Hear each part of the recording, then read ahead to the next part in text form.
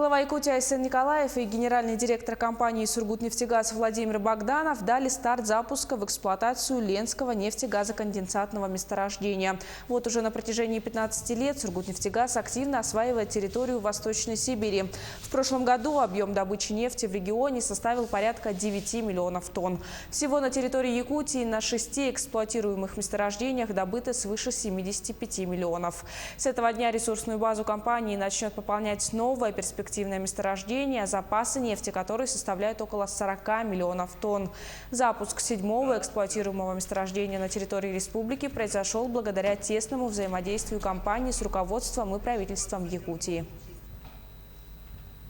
Сюда я пришел молодым специалистом в 2008 году, начал свою карьеру с оператора и по сегодняшний день работаю мастером по добыче нефтегазоконденсата. Открытие Ленского месторождения действительно является важным и значимым событием для нашей родной республики. Это, несомненно, вклад работников всех подразделений ПАО «Сургутнефтегаз».